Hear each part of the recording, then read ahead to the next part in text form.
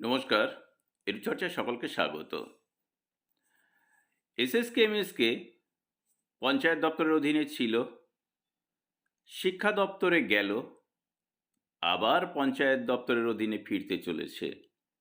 তো এই নিয়ে আপনারা অনেক ভিডিও শুনেছেন। তারই পরিপ্রেক্ষিতে অনেক শ্রোতা বা দর্শক তারা কিন্তু বিভিন্ন মতামত দিচ্ছেন এই বিষয়ের ওপরে। তারা প্রত্যেকেই কেউ না কেউ নয়, প্রত্যেকেই হয় এসএসকের শিক্ষক শিক্ষিকা, নয়তো এমএসকের শিক্ষক শিক্ষিকা। তো আমি এখন একটি মতামত আপনাদেরকে শোনাবো বা বক্তব্য বলা যেতে পারে, যিনি একজন এসএসকের দিদিমণি দীপু বিশ্বাস। তার বক্তব্যটি কি সেটি এখন আমি আপনাদেরকে একটু পড়ে শোনাই। সারা বাংলার এসএসকে এমএসকে শিক্ষক শিক্ষিকাগণ অনেক আশায় বুক বেঁধেছিল, শিক্ষা দপ্তরে গিয়ে তাদের ভবিষ্যৎ উজ্জ্বল হবে, 60 অপশনদের ইপিএফ চালু হবে, পেনশন হলে হতেও পারে, ইত্যাদি ইত্যাদি।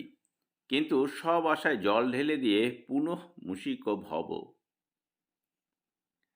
পুনরায় আবার সেই ইঁদুর বানিয়ে দিলেন। শিক্ষা দপ্তর থেকে আবার পঞ্চায়েত দপ্তর, যেন সাপ লুডু খেলার মতো একবার মইয়ে চেপে উপরে ওঠা আর একবার সাপের মুখে কাটা পড়ে আবার নিচে নামা। এই তো সেদিনের কথা। তৎকালীন শিক্ষামন্ত্রী 2019 সালের 29শে জুলাই কলকাতার ওকাকুরা ভবনে ঘোষণা দিলেন, এসএসকেএমএসকে শিক্ষা দপ্তরের আওতায় আনা হবে 1/4/2020 সাল থেকে। বিভাজন হলো 60-65 অপশন। যাদের কম বয়স তাদের বেশিরভাগ 60-এর দলে গা ভাসালো। তাদের মনে অনেক আশা, ইপিএফ পাবো, পেনশন অলিক স্বপ্ন। 2 বছর অতিক্রম হয়ে গেল, কাজের কাজ কিছুই হলো না। সংগঠন নেতৃত্বরা আবার উদ্যোগ নিয়েছেন, ইপিএফ পাবার আশায় কেসের সিদ্ধান্ত যাবে। দেখা যাক কতদূর জল গড়ায়।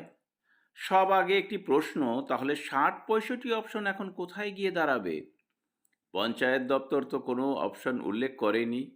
পঞ্চায়েত দপ্তরের অপশন তো একটাই, 65। তাহলে কি আবার আমরা 65 ফিরে পাবো? কেসের তো আর দরকার নেই। শিক্ষা দপ্তর নেই, তখন অপশনের এ ফরম্যাট বি ফরম্যাটের কোনো মূল্য নেই। নিয়মটা অবশ্য আমার জানা নেই, তবুও মন বলছে গা ভাসিয়েছি বানের জলে, যেথা নিয়ে যাবে সেথা যাব চলে। আর তো মাত্র কটা দিন, দেখতে দেখতে কেটে যাবে। এখন আমাদের এসএসকেএমএসকের অবস্থা কোথায় গিয়ে দাঁড়ালো, প্লিজ একটু বলবেন। দীপু দেবী, আপনি ভালোই লিখেছেন এবং এই কারণে আপনার চিঠিটি বা চিঠি নয়, আপনার মন্তব্যটি আমি পাঠ করে শোনালাম।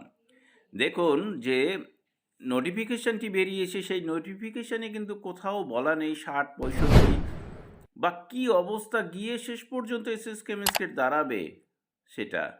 আরও কয়েকটা দিন অবশ্যই আমাদের প্রত্যেককেই অপেক্ষা করতে হবে, যাতে করে 60-65 বা এসএসকেএমএসকের ভবিষ্যৎ নিয়ে কী সিদ্ধান্ত নিতে চলেছে পঞ্চায়েত দপ্তর বা শিক্ষা দপ্তর, তো তারা তাদের দায় একরকম ঠেলে পঞ্চায়েত দপ্তরের ঘাড়েই দিতে চলেছেন। এবং যেহেতু এই যে 5 থেকে 9 বছরের শিক্ষা, এখন 14 বছর পর্যন্ত বলা যেতে পারে, সেই শিক্ষা পঞ্চায়েত দপ্তরের হাতে শুরু হয়েছিল এসএসকেএমএসকে, আবার সেখানেই ফিরিয়ে দিয়ে তারা কী প্রমাণ করতে চাইছেন সেটি আমাদের দেখার। অপেক্ষা করব আপনার মতো আমরাও, দেখি কি হয়। সকলে ভালো থাকবেন, সুস্থ থাকবেন। নতুন বছরের জন্য আবার অনেক অনেক শুভেচ্ছা রইল।